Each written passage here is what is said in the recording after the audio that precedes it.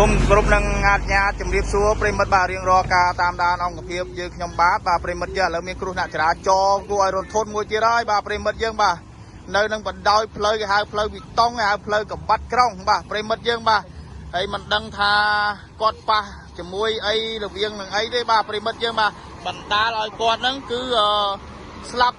បាត់បង់អាយុជីវិតនៅនឹងកន្លែងកើតហេតុនេះតែម្ដងបាទប្រិមិត្តយើងបាទតាមតែមើលស្ថានភាពដែលសពគឺរង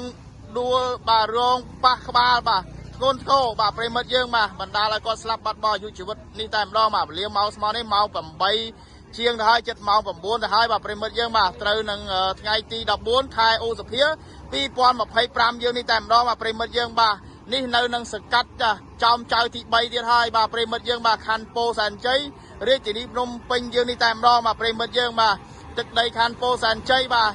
មកផ្លែតគឺ2ករណីបាទគឺបាត់បង់អាយុជីវិតទាំង2ករណីតែម្ដងបាទប្រិមិត្តយើងបាទ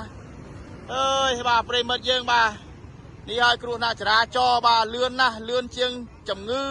ឈឺស្កាត់ទៀតបាទប្រិមិត្តយើងបាទសូមចូលរួមបាទមានការប្រុងប្រយ័ត្នទាំងអស់គ្នាផងណាមុននឹងធ្វើ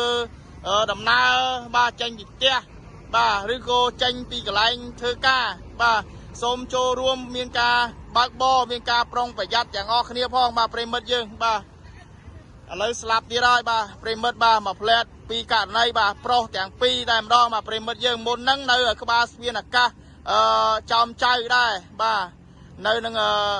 សង្កាត់ពោធិ៍សែនសង្កាត់ចោមចៅ3ដែរបាទខណ្ឌពោធិ៍សែនជ័យដូចគ្នាបាទប្រិមិត្តយើងបាទអានោះបុកក្បាលស្ពានបាទអានេះតាមតែព័ត៌មានបឋមឬដែលជាពលរដ្ឋថាប៉ះជាមួយរថយន្តបាទហើយតែកន្លែងកើតហេតុនេះគឺអត់មានឃើញរថយន្តទេរំសល់ទុកតែសពបាទស្លាប់នឹងម៉ូតូមួយគ្រឿងបាទនៅនឹងកន្លែងទីតាំងកើតហេតុនេះតែម្ដងបាទប្រិមិត្តយើងបាទប្រិមិត្តយើងបាទនេះដួលបាទ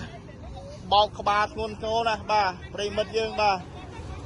អើយបាទនេះប្រិមិត្តយើងបាទឈាមឡើងដាបពេញផ្លូវទីតុងឲ្យហៅថាផ្លូវកបាត់ក្រុងបាទប្រិមិត្តយើងបាទ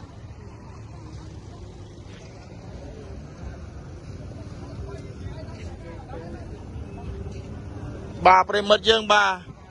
មកផ្លែតទេបាទបាត់បង់អាយុជីវិតអស់ចំនួន2នាក់ទៅហើយបាទប្រិមិត្តយើងបាទអើយបាទប្រិមិត្តយើងបាទអញ្ចឹងហើយបាទសូមការចូលរួមបាទមានការប្រុងប្រយ័ត្នទាំងអស់គ្នាផងបាទប្រិមិត្តយើងបាទឮថាគាត់ទៅតែចេញពីធ្វើការបាទឮថាគាត់នឹងធ្វើការ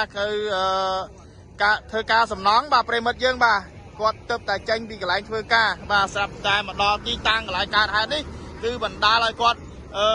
គ្រោះថ្នាក់ចរាចរណ៍តែម្ដងបណ្ដាលឲ្យគាត់ស្លាប់បាត់បង់អាយុជីវិតនឹងកន្លែងកើតហេតុនេះតែម្ដងបាទប្រិមិត្តយើងបាទ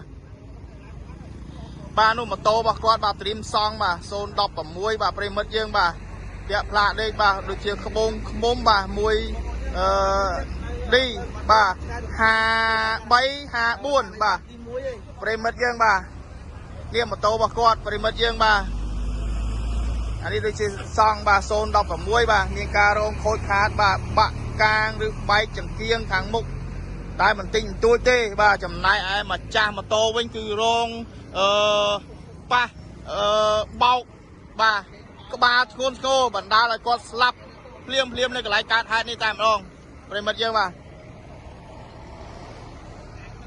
ប្រិមិត្តយើងបាទសូមបញ្ជាក់ដែលទីតាំងដែលកន្លែងគ្រោះថ្នាក់ចរាចរណ៍គួរឲ្យរន្ធត់នេះបាទនៅនឹងបណ្ដោយផ្លូវគេហៅផ្លូវកបាត់ក្រុងបាទប្រិមិត្តយើងបាទនៅសង្កាត់ចោមចៅទី3ខណ្ឌពោធិ៍សែនជ័យរាជធានីភ្នំពេញយើងនេះតែម្ដងបាទប្រិមិត្តបាទប្រិមិត្តទូនីជនយើងបាទក៏សូមលំអរកាយនិងសូមជម្រាបលាប្រិមិត្តទូនីជនក៏ត្រឹមនឹងដែរបាទប្រិមិត្តបាទការឡាយទៅលើសលោកពីពេជ្រចំណុចប្រការណាមួយបាទប្រិមិត្តបាទសូមអធិស្ឋានឲ្យខ្ញុំបាទនិងក្រុមការងារផងបាទសូមអរគុណសូមជម្រាបលា